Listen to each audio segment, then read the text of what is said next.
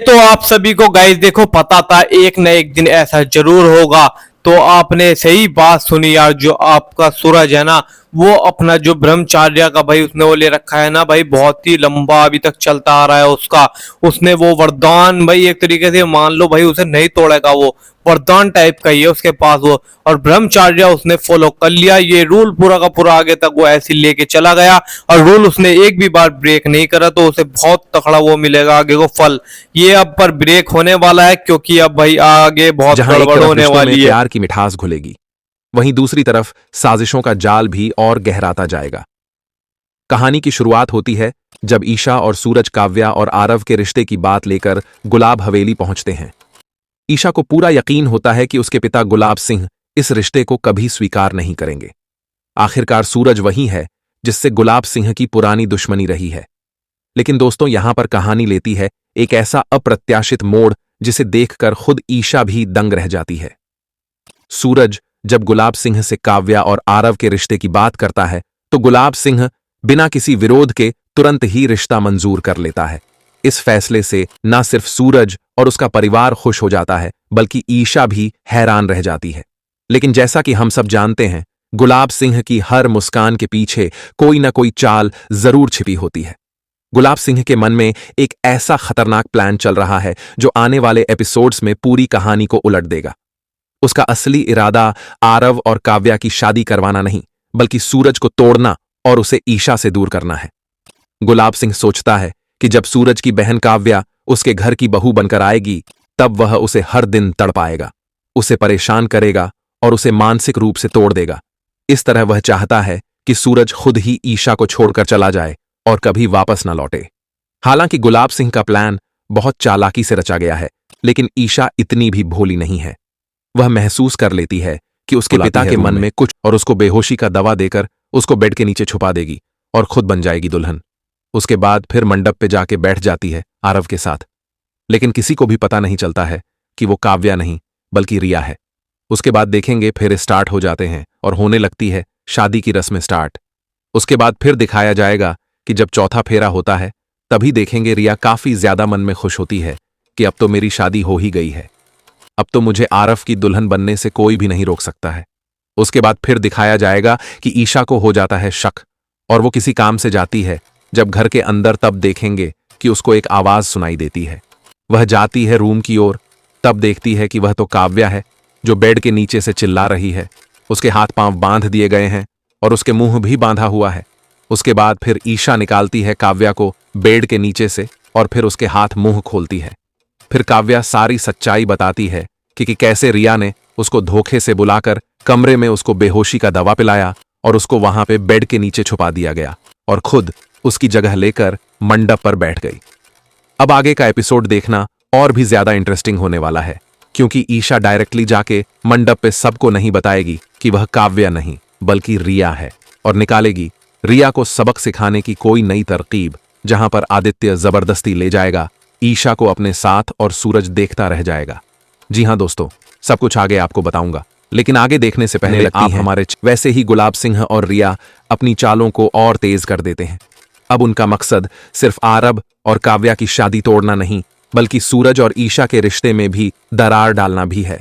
रिया और गुलाब सिंह मिलकर ऐसा प्लान बनाते हैं जिससे न केवल सूरज और ईशा एक दूसरे से दूर हो जाए, बल्कि उनका भरोसा भी पूरी तरह टूट जाए।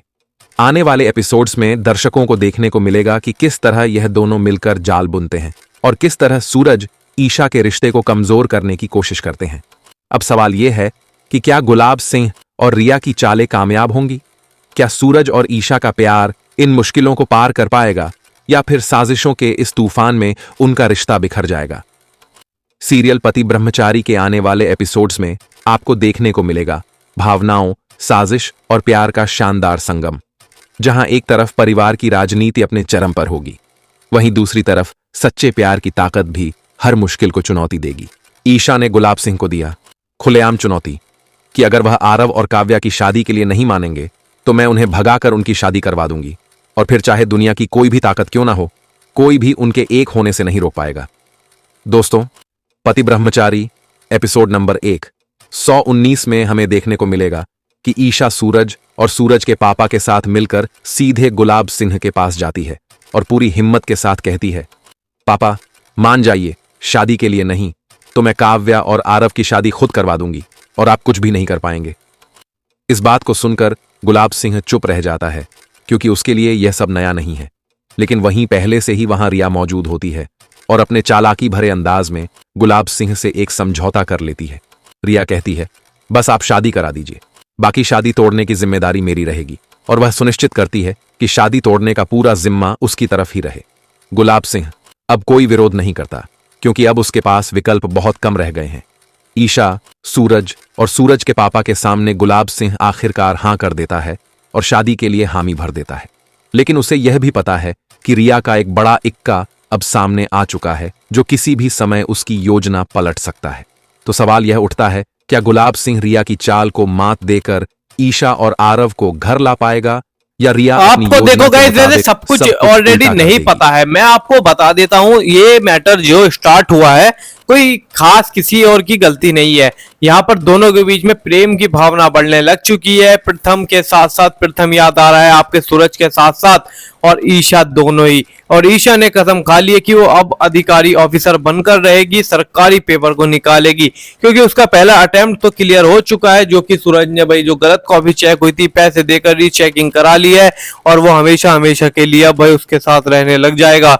और पेपर निकालने के बाद ईशा को दूर जो भेजने का उसका इरादा था वो उसने कैंसिल कर दिया है, और ईशा अब परमानेंट भाई दोनों एक ही जगह रहने वाले हैं दोबारा से। पर सूरज अब समझ चुका है गड़बड़ हो सकती है।